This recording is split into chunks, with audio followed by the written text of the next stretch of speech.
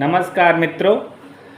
हम लोग आज ब्रह्मांड पर चर्चा करते हैं। जैसा कि हम किताबों में पढ़ते होंगे बहुत सारी ऐसी रोचक कहानियाँ इस अंतरिक्ष के बारे में। तो ब्रह्मांड को अंतरिक्ष भी कहते हैं, ये हम सब लोगों को पता भी है। ब्रह्मांड को इंग्लिश में यूनिवर्स कहते हैं और लैटिन भाषा का शब्द यूनिवर्सम से बना हुआ यह शब्द है। संस्कृत शब्द जो ब्रह्मांड है अर्थात ब्रह्मांड संस्कृत शब्द से बना हुआ है। ब्रह्मांड में दीर्घ संधि है और इसे अरबी भाषा में कायनात भी कहा जाता है। ब्रह्मांड का विस्तार अगर हम सोचें कि इसका विस्तार कितना है, तो जब हम यह जानने की कोशिश करेंगे तो ब्रह्मांड हमें अनंत दिखाई देता है। ऐसा क्या हुआ था जिससे इस सृष्टि की रचना हुई? तो ऐसे अगर हम यह सोचें तो हमें अपने बहुत सारे धार्मिक ग्रंथों में भी ब्रह्मांड अर्थात सृष्टि की उत्पत्ति के बारे में बताया गया है। यहाँ तक कि बहुत सारे धार्मिक ग्रंथों में जो बातें कही गई हैं वह कहीं ना कहीं आज जो हमारे वैज्ञानिक आधार हैं उससे मिलते हैं। अर्थात ब्रह्मांड की जो रचना हुई है वो उसकी दो परिकल्पनाएं हैं, एक है ईश्वरवादी और एक है अनीश्वरवादी। अर्थात जो ईश्वरवादी परिकल्पनाएं हैं, अगर उन धार्मिक ग्रंथों की बात करें तो ओल्ड टेस्टामेंट, बाइबल, कुरान, ब्राह्मण हिंदू ग्रंथ, इन सब में जो भी हैं वो गीता है या फिर वेद हैं, इन सब में ईश्वर की परिकल्पना की गई है। जबकि कुछ जैसे दार्शनिक विचारधारा जैसे बौद्ध और जैन, इसमें ब्रह्मांड की उत्पत्ति का ईश्वर से सीधा संबंध नहीं बताया गया है। अर्थात कि हम यहाँ पर विचार करते हैं कि ब्रह्मांड है क्या, तो सबसे पहली बात यह आती है जो सभी ये सोचते होंगे हमारे साथी कि अंतरिक्ष और आकाश में क्या अंतर है। अंतरिक्ष मतलब ब्रह्मांड और आकाश जो हमें आँखों से दिखाई देता है। अर्थात पृथ्वी के वायुमंडल के इर्द गिर्द जो हमें अपनी आँखों से दिखाई देता है वह आकाश है। और आकाश का यह नीला रंग आप सभी ने पढ़ा होगा कि प्रकीर्णन के कारण होता है, और इस प्रकीर्णन के कारण ही आकाश का रंग नीला दिखाई देता है। जबकि अंतरिक्ष क्या है? तो जो हमें दिखाई नहीं देता है वह अंतरिक्ष है। अब अंतरिक्ष में ऐसी क्या क्या चीज़ें हैं उसी पर हम बात करते हैं और उसी पर ही लगातार रिसर्च होते जा रहे हैं।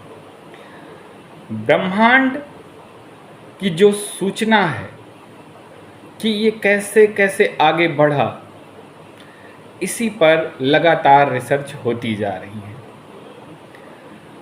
ब्रह्मांड के बारे में आदिकाल से अर्थात जो हमारे धार्मिक ग्रंथ हैं, अन्य अलग अलग धर्मों के जो धार्मिक ग्रंथ हैं उसमें भी ब्रह्मांड अर्थात सृष्टि की उत्पत्ति के बारे में बताया गया है। सबसे पहले बात आती है कि वेदों में, जो कि ऋग्वेद सबसे प्राचीन वेद है, उस वेद में भी यह लिखा है 10वें मंडल में कि सृष्टि से पहले सत नहीं, असत भी नहीं, अंतरिक्ष भी नहीं था, आकाश भी नहीं, छिपा था क्या कहाँ किसने देखा, उस पल तो अगम अटल जल भी कहाँ था।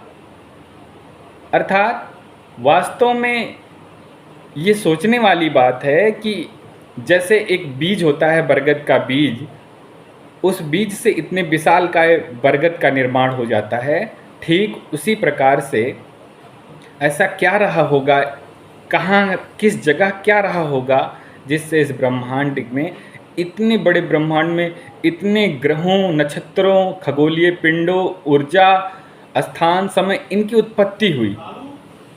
और ये सब जो बातें हैं,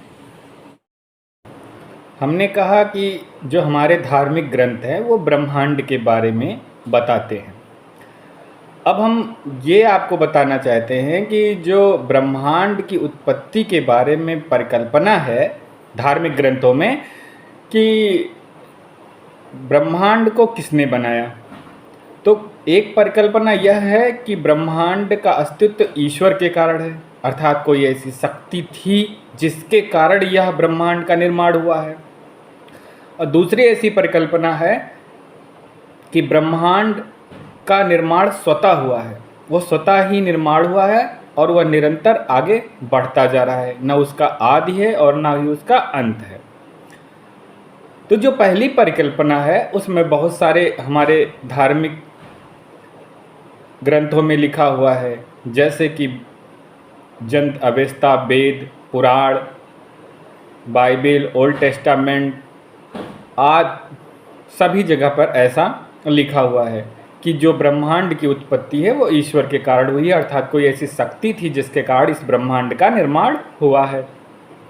दूसरी तरफ है दर्शन और विज्ञान, जो ये कहते हैं कि ब्रह्मांड की उत्पत्ति स्वतः हुई है, जैसे कि जैन धर्म, बौद्ध धर्म, जो कि दर्शन पर आधारित धर्म हैं, ये भी कहते हैं कि ब्रह्मांड का निर्माण किसी ईश्वर ने नहीं किया है, ना तो इसका आदि है और न ही इसका कोई अंत है, अर्थात ये स्वतः ही इसका निर्माण हुआ है और ये आगे बढ़ता जा रहा है। जबकि विज्ञान भी यही कहता है। विज्ञान बिग बैंग थ्योरी का नाम सुना ही होगा आपने, जो सबसे आधुनिक थ्योरी है, जिसे मान्यता मिली है, सभी जगह पर बिग बैंग थ्योरी को ही मान्यता मिली है और लगातार इसी के आधार पर रिसर्च होती जा रही हैं। बिग बैंग थ्योरी यह कहती है, जो कि हब्बल जी के द्वारा दिया गया था, ये कहा गया है कि 13.7 अरब वर्ष पहले जो ब्रह्मांड था वो इस किसी एक बिंदु पर, जिसमें हाई डेंसिटी अर्थात उच्च घनत्व और हाई टेम्परेचर था, अचानक ही इसमें एक महाविस्फोट हुआ, अर्थात बिग बैंग को महाविस्फोटक सिद्धांत भी कहते हैं, महाविस्फोटक सिद्धांत। तो इसमें एक विस्फोट हुआ जिसके कारण से इस सृष्टि की उत्पत्ति हुई, इस ब्रह्मांड की उत्पत्ति हुई। कैसे? इस थ्योरी में यह है कि जैसे ही इस उच्च घनत्व और उच्च तापमान के कारण इसमें विस्फोट हुआ, तो 1.34 सेकंड में ही क्वार्क और फोटान जो कि गर्म हो चुके थे, और गर्म होने के बाद क्वार्क जो है धीरे धीरे ये प्रोटॉन्स में बदल गया और न्यूट्रॉन्स में बदल गए, और फिर जब ये आपस में मिलके ठंडे हुए तो हीलियम और हाइड्रोजन का निर्माण हुआ, जिसके कारण स्टार बने, तारे बने। और तारों के जो सुपरनोवा की जो स्थिति है, उसके कारण से ही फिर धीरे धीरे जीवों की उत्पत्ति होने लगी और अन्य गैस भी होने लगे। और इस विस्फोट में इतनी ज़्यादा एनर्जी निकली, और इसी एनर्जी के कारण जो भी आज भी लगातार इस ब्रह्मांड को फैला रही है, अर्थात ब्रह्मांड अपने आप फैलता जा रहा है, दूर होता जा रहा है। ये थ्योरी थी। जबकि यही आधार गीता में भी दिया हुआ है। गीता में भगवान श्री कृष्ण क्या कहते हैं कि सृष्टि का जो सृष्टि उत्पन्न होती है और फिर उसका प्रलय होता है। सृष्टि कई कल्पों में विभाजित है, और जब सृष्टि अपने अंतिम कल्प में होती है तो वो जाके किसी एक मूल प्रकृति में विलीन हो जाती है।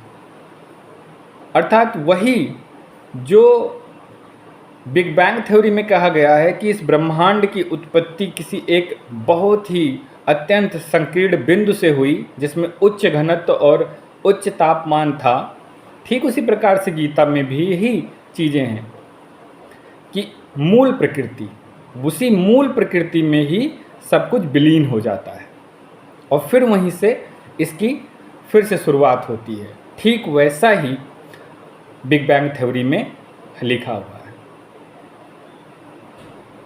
तो बहुत सारे धार्मिक ग्रंथ जो लगातार ब्रह्मांड के बारे में बताते हैं, तो हमने आपको जो बताया कि पहली परिकल्पना में ईश्वर के द्वारा ही ब्रह्मांड की उत्पत्ति हुई है, अर्थात ईश्वर को एक शक्ति माना गया है अर्थात ब्रह्मांड की उत्पत्ति स्वतः नहीं हुई है, ये ऐसा बताते हैं।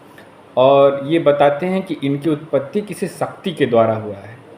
जैसे वेदों में भी यही बताया गया है, वेद में बताया गया है कि ईश्वर की उपस्थिति मात्र से ही इस ब्रह्मांड की रचना होती गई। अर्थात यहाँ पर ब्रह्मांड की उत्पत्ति स्वयं नहीं हुई है, बल्कि किसी शक्ति के कारण हुआ है। जबकि दूसरी परिकल्पना में बौद्ध धर्म और जैन धर्म और आज की जो वैज्ञानिक आधार है उसके आधार पर ब्रह्मांड की उत्पत्ति के बारे में हम लोग जानते हैं। धन्यवाद। इसके आगे नेक्स्ट वीडियो में